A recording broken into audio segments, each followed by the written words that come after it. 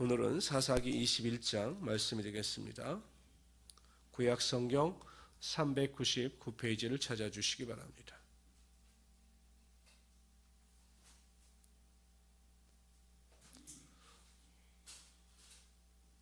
구약 성경 399페이지 사사기 21장 말씀이 되겠습니다. 우리 1절서부터 25절까지 우리 한 절씩 교독하도록 합니다. 제가 먼저 1절을 읽겠습니다.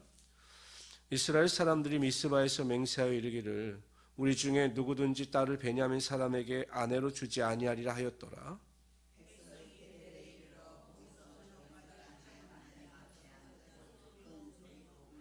이르되 이스라엘의 하나님 여호와여, 어찌하여 이스라엘에 이런 일이 생겨서 오늘 이스라엘 중에 한 지파가 없어지게 하시나이까 하더니,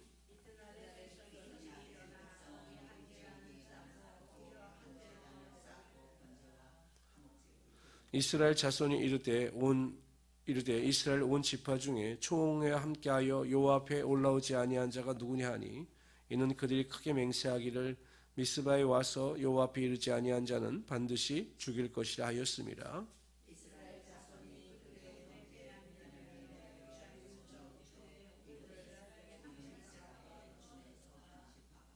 왜냐하면 지금 베냐민 지파가 600명밖에 지금 남지 않은 상황이기 때문에 지파가 소멸될 수도 있겠구나 이런 생각을 한 것입니다. 그 남은 자들에게 우리가 어떻게 하면 아내를 얻게 하리요? 우리가 전에 여호와로 맹세하여 우리의 딸을 그들의 아내로 주지 아니라 하였도다.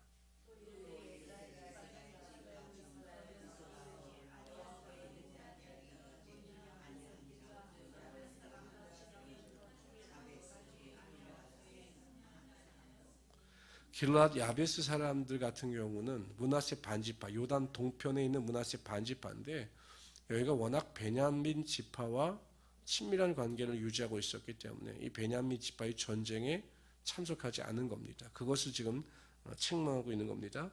백성을 계수할 때 야베스 길르앗 주민이 하나도 거기 없음을 보았습니다.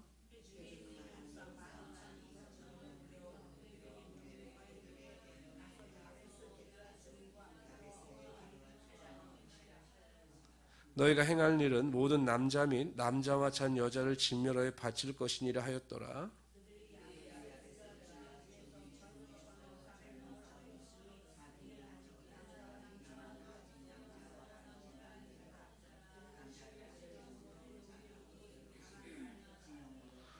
온 회중이 림몬 바위에 있는 베냐민 자손에게 사람을 보내어 평화를 공포하게 하였더니,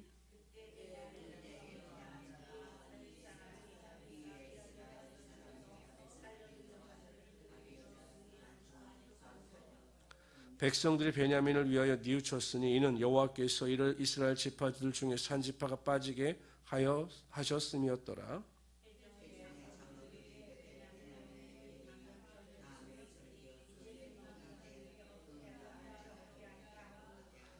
또 이르되 베냐민 중 도망하여 살아남은 자에게 마땅히 기업이 있어야 하리니 그리하면 이스라엘 중에서 한 지파가 사라짐이 없으리라.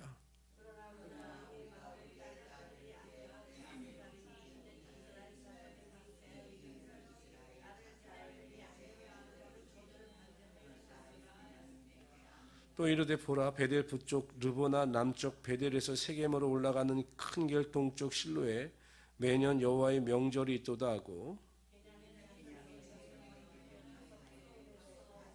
보다가 실로의 여자들이 춤을 추러 나오거든 너희는 포도원에 나와서 실로의 딸 중에 각각 하나를 붙들어 가지고 자기 아내로 삼아 베냐민 땅으로 돌아가라.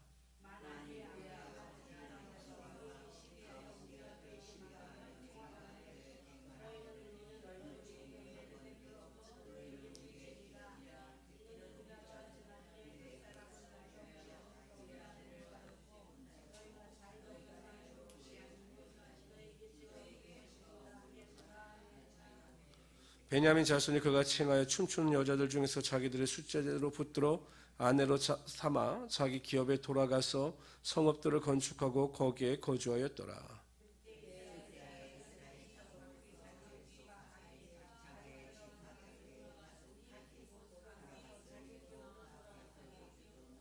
(25절) 다 같이 읽읍시다. 시작. 사람이 자기의 소견에 오른 대로 행하였더라. 아멘. 이스라엘 총회는 막상 베냐민과의 전쟁을 끝마친 뒤에 후회합니다. 왜냐하면 자신의 감정대로 행하였다가 완전 베냐민 지파 자체를 멸절시킬 뻔했기 때문입니다. 그러니까 결국 보십시오.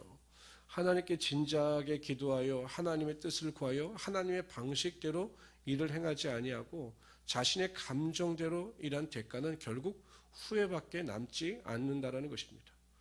물론 당장에는 얼마나 화가 났겠습니까? 그들의 죄에 대해서 얼마나 화가 났겠습니까? 또 1차, 2차 전쟁 때 자신들의 동료들이 죽어나가는 모습을 보면서 굉장히 분노했을 것입니다. 그러나 자신들의 감정, 육신의 생각을 억제하지 못한 결과는 그야말로 비참했습니다.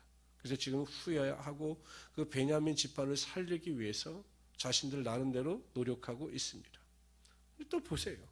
하나님의 방법과 뜻을 묻지 않습니다. 자신들의 마음대로 자신들을 맹세하지 않습니까? 이스라엘 지파들 중에서 베냐민에게 아내로 주지 않겠다. 자신들 마음대로 맹세했다가 또 후회하는 것입니다. 그리고 아내를 얻어주는 방법도 참으로 치졸합니다. 야베스 사람들을 쳐서 심판하고 그 중에서 400명의 여성들을 데려다가 그 여성들의 의견은 상관없이 또 아내로 넘겨줍니다. 또 어떤 방법을 씁니까? 숨어 있다가 방법을 가르쳐 주는 거예요. 실로에 춤추러 가고 그 제사 드리러 가고 즐거워하는 그 아낙네들 납치해서 우리말로 하면 법산지를 해서 너희들의 아내로 삼아라 이렇게 가르쳐 주고 다른 지파에서 불만을 내시면 우리가 그것을 이야기할 테니 염려하지 말라 이런 방법을 씁니다. 어제를 봐도 하나님께서 기뻐하시거나 하나님께서 원하시는 방법은 하나도 없습니다. 자신의 생각대로 자신의 뜻대로 모든 일을 행합니다. 결국 결론이 무엇입니까? 나중에 보면 이스라엘의 왕이 없으므로 사람들이 자신의 소견대로 했다 이렇게 말하고 있습니다. 왕이 있으면 하나님께서 왕을 통해서 하나님의 뜻을 알리시고 하나님의 법도를 가르치셨을 텐데 왕이 없으므로 그렇게 됐다. 그렇다면 왕의 문제를 말씀하시는 것이 아니라 하나님의 말씀을 무시하고 하나님의 뜻을 중요시 여기지 않았다. 이것을 강조하고 있는 것입니다. 자신의 생각대로, 자신의 능력대로, 자신의 감정대로 살아가게 되면 반드시 그 일에 대한 대가를 치르게 되어 있습니다.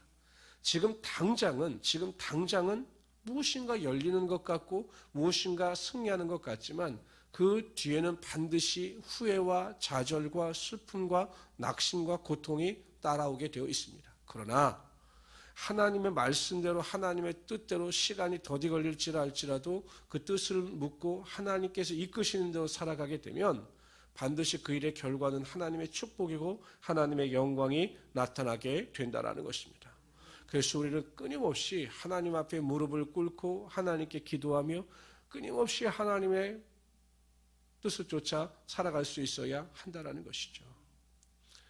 부모와 친밀한 관계를 맺고 살아가는 자녀들은 부모가 말하지 않아도 부모의 마음과 부모의 뜻을 압니다. 우리 부모는 이러한 마음을 가지고 계시구나. 우리 부모님은 이러한 것을 좋아하고 이러한 것을 싫어하시는 것을 알아요. 마찬가지입니다. 매일 깨어서 하나님께 기도하고 하나님과 교제하는 성도들은 하나님께서 말씀하시지 않아도 하나님께서 원하시는 것이 무엇인지 하나님께서 내 인생 가운데 이루고자 하시는 것이 무엇인지를 알기 때문에 항상 하나님의 뜻대로 하나님의 영광을 쫓아 살아가게 됩니다. 그리고 하나님은 그러한 자들을 기뻐 받으시고 그들의 삶에 하나님의 축복이 임하게 하여 주시는 것이죠. 그래서 우리 모든 성도님들 절대 하나님보다 앞서가지 마십시오. 하나님의 뜻을 묻지 않고는 정말 아무 일도 하지 마십시오. 하나님의 뜻을 분별하고 하나님의 뜻을 알았을 때 철저하게 순종하셔서 하나님의 큰 축복을 누리시는 우리 귀한 성도들이 되시기를 주님의 이름으로 축원합니다.